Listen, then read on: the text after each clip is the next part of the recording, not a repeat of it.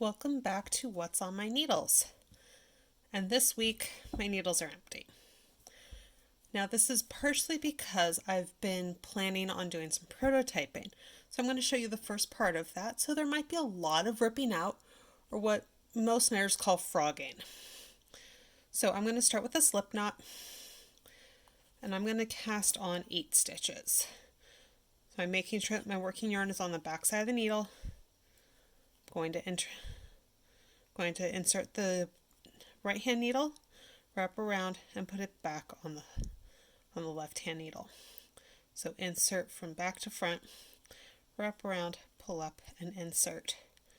I'm going to do that for a total of 8 needles. 8 stitches. Now normally when I'm working, and I'm working on a piece that will be finished, that tail's a little bit longer. And that's just so I can weave the end in a pretty way rather than a kind of haphazard way. Here, let me make sure that everything is in frame. 2, 4, 6, 8. Now I do all these videos by myself, so you don't have to worry about some extra person being sick right now.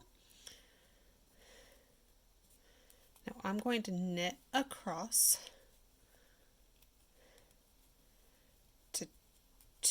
to 1 stitch before, I'm trying to remember how I worked this out in my head last night. I think it was knit 1, knit these 2 together, yarn over, and knit the last stitch.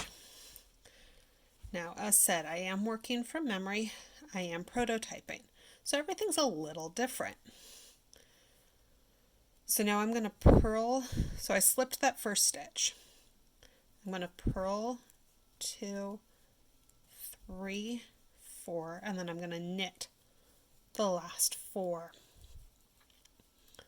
So what this is doing is making a stockinette lace on one side and a garter stitch on the other. So the hope is that this will turn into the cuff for a new glove pattern. I'm not entirely sure if the gloves themselves will be sold or if it will just be the pattern. Again, prototyping phase, we don't know yet. So I'm back to the stockinette side. I'm going to knit 1, knit where the yarn over was, yarn over, knit these 2 together, yarn over, and knit the last stitch. So I've actually increased a stitch. So I started with I started with 8. Should actually have more than that now. 2, 4, 6, 8, 10. So each time I've done the yarn over, I have only done 1 and knit 2 together, which causes the increase.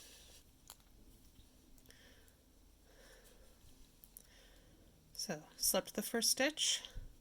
I put the yarn on the wrong side, but it's back to the correct side. 3, 4, 5, 6. Now I'm having to read my stitches to see where I am. And since this pattern hasn't been written out at all, I don't have something to go back to and look at. But the hope is they'll be making a little lace flame. They'll get finished up. So let's see if I can do one more row. 2, 4, knit 1, yarn over. Now these 2 would go together, and these 2 would go together, and that one goes together. It goes by itself. So I should have an extra stitch again. So 2, 4, 6, 8, 10, 11. Now I'm hoping, my thought is to do an 8-row repeat, which means a 4-stitch increase, and then bind off those extra stitches.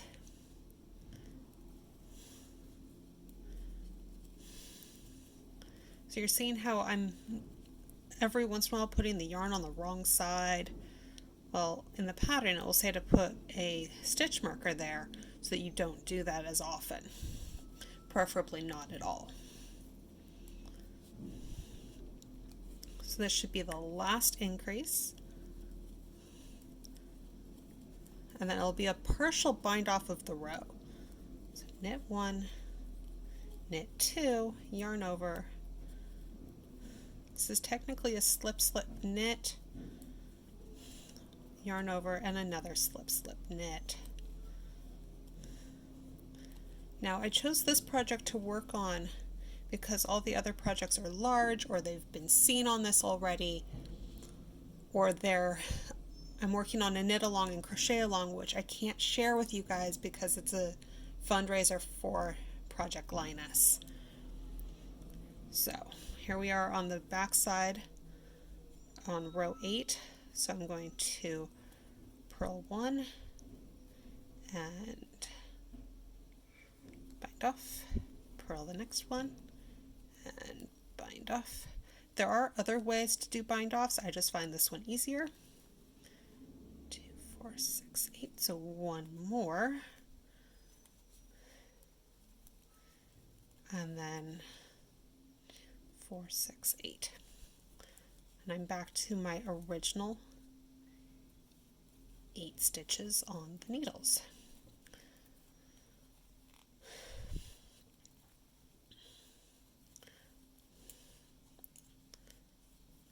And it kind of looks like a flame.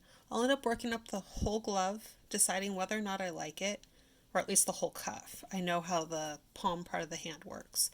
So working up the whole cuff and seaming that end together and going, okay, does this work?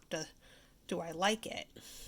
And then I will figure out how to do the mirror image for the other side, and then it goes into writing.